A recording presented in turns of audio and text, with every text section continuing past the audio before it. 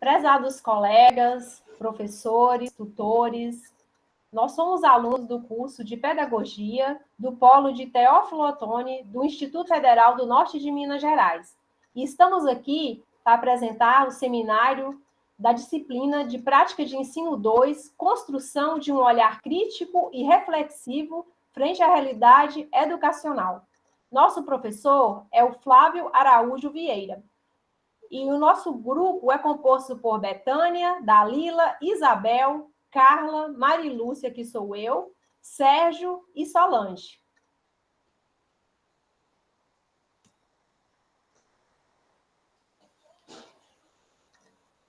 Para fazer a explanação do nosso seminário, nós bolamos uma situação hipotética. Trata-se de uma criança com suspeita de transtorno do espectro autista, ou TEA, na sala em frente de identificação do problema e sem apoio familiar, em uma turma do primeiro ano do ensino fundamental. A duração da observação é de 2 horas. Agora eu passo para o colega Sérgio dar continuidade. Obrigada. Então, pessoal, os objetivos da nossa observação elencou aqui alguns tópicos, né, para poder trabalharmos melhor essa identificação em sala de aula. Um dos primeiros tópicos foi identificar as dificuldades presentes na turma em atividades de consciência fonológica, buscar por meio da observação identificar um olhar crítico, atento às principais dificuldades que se desenvolva, né, em sala de aula, estar atento ao que pode estar por trás de determinada limitação da criança e promover por meio da ambientação atividades que promovam a socialização no desenvolvimento do ensino-aprendizagem, identificar as dificuldades e adotar a inclusão neste processo. Tudo isso vai fazer um grande diferencial para que a tomada de decisão venha de encontro com a proposta do nosso trabalho. Agora eu passo a palavra para a nossa colega Carla. Olá, turma, saudações a todos. Eu irei abordar agora a respeito da descrição do local. Situada na periferia da cidade, a escola é um prédio antigo e amplo com salas bem arejadas. Na parte inferior, ficam a sala dos professores e a biblioteca. Tem uma quadra espaçosa e coberta, o qual os alunos podem realizar atividades com bastante segurança. A sala é a terceira de frente para a biblioteca. Todas as salas seguem o mesmo padrão na disposição dos mobiliários.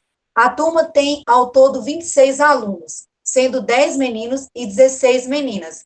As crianças geralmente sentam enfileiradas e em algumas atividades em dupla. Agora eu passo a palavra para a colega Solange. Olá, pessoal. Agora eu vou falar um pouco sobre o trabalho, né, da professora em sua sala de aula.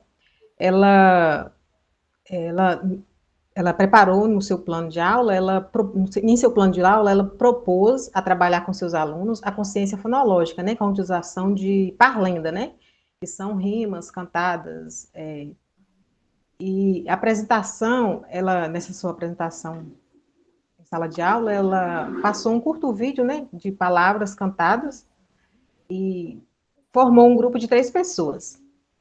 Ela utilizou também pedaços de palavras presentes no texto, né, com o intuito dos grupos montarem palavras por meio dos sons.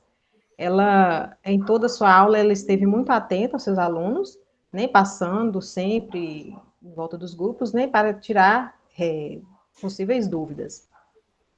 E dentro da sala de aula tinha uma menina, né, com um problema especial, né, e ela já havia passado o caso dessa menina para a direção da escola, que já estava sendo, e essa menina já estava sendo acompanhada, né, por uma psicopedagoga, né, e a família, infelizmente, não havia comparecido, né, na escola para poder estar a par, né, da situação dessa criança. E agora eu passo a palavra para a minha colega Betânia. Muito obrigada. Bom, pessoal, dando continuidade, né, à situação vivenciada em sala. A primeira atividade consistia em formar palavras do texto que a professora deixou com cada grupo. Então, os alunos, eles receberam a parlenda, né, por escrito, que são pequenos textos com rimas, e também pedaços de algumas palavras presentes no texto. O desafio era montar as palavras por meio dos sons, e ela também solicitou que eles procurassem objetos que combinassem, né, rimassem com essas palavras que seriam montadas. Nós observamos Luísa, Laura e Ana Júlia, que era um grupo que se reuniu para fazer a atividade. As três têm a mesma idade, 6 anos. Luísa era uma menina franzina, baixa e bastante tímida, enquanto que Laura era uma menina mais alta do que Luísa, bem extrovertida e simpática. Ana Júlia é uma menina muito sorridente e determinada, tanto que logo que a professora entregou a atividade, ela já dividiu com as colegas o que cada uma iria fazer. Notamos que Luísa tinha uma dificuldade em desenvolver a tarefa. Ela não interagia tanto com seu grupo. A Laura incentivava a Luísa a participar. Porém, Ana Júlia já demonstrou não ter tanta paciência com Luísa, porque a aluna não se dispôs a realizar a tarefa, né, que era montar as palavras presentes na parlenda. Luísa, ela sequer separou as sílabas, né? Ela continuou inerte. Tanto que a professora precisou intervir nessa falta, né, de paciência de Ana Júlia e pediu que somente a Ana Júlia e Laura realizassem a atividade. Logo, nós notamos que algo não estava correto. Agora passo para a colega Isabel. Então, pessoal, olá a todos. Continuando aqui apresentando nossa situação, após a insistência da Ana Júlia em realizar a atividade, a Luísa chorou, mas tentou disfarçar. Nós que estávamos observando, questionamos o que tinha acontecido, então ela logo disfarçou e não respondeu. E sobre a atividade, ela continuou sem fazer nada. E depois a gente perguntou a Laura se havia acontecido alguma coisa, algum atrito entre Luísa e Ana Júlia, ou até mesmo a Luísa com a Laura, porque a gente sabe que nessa idade as crianças passam a ser seletivas quanto à amizade, quanto a fazer trabalhos em grupos. Então, tudo isso a gente passa a analisar. Então, ela respondeu que não tinha nada, que ela era daquela forma e ela só fazia as atividades quando a professora ficava perto dela. Luísa havia chegado há pouco tempo e recentemente ela perdeu a sua mãe.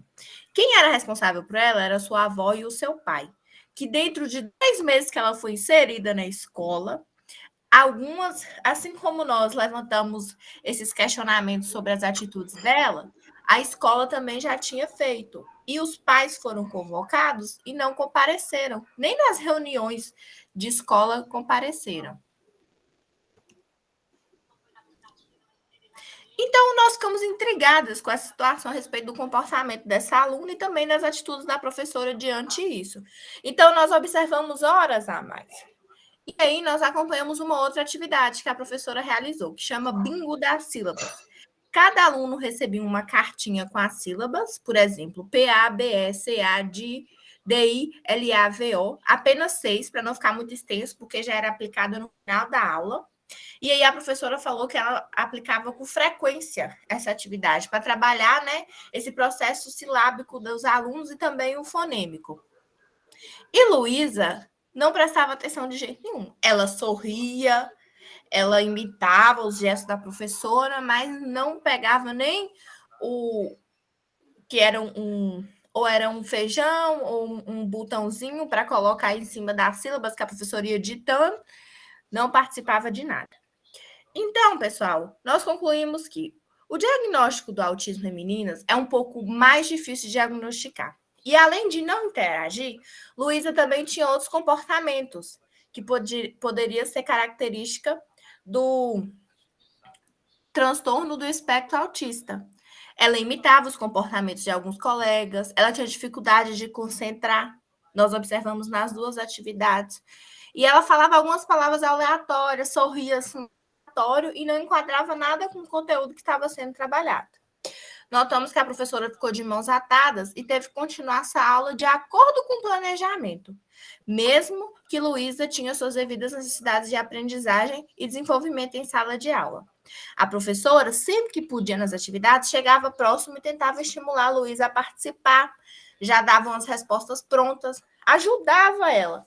Mas quando a professora dava as costas, Luísa voltava a ficar dispersa. Agora eu passo a palavra para a colega Dalila. Olá a todos. Diante do que foi exposto, traz aí como uma reflexão para todos que, a todo momento, a escola exercia papel de apoio social, tendo em vista as complexidades na realidade da vida dos alunos. E mais, é necessário a todo momento a participação efetiva da família na rotina escolar, e neste caso, é a família que não participou como deveria. Incluir o aluno de forma que ele se sinta igual aos colegas. A introdução de recursos como o ABA é uma terapia que estimula pessoas com TEA a desenvolver as atividades. É preciso a todo momento mostrar que, mesmo com limitações, podem participar de tudo. Gestos pequenos e singelos são uma vitória diária na vida desses alunos. Então é isso, muito obrigada.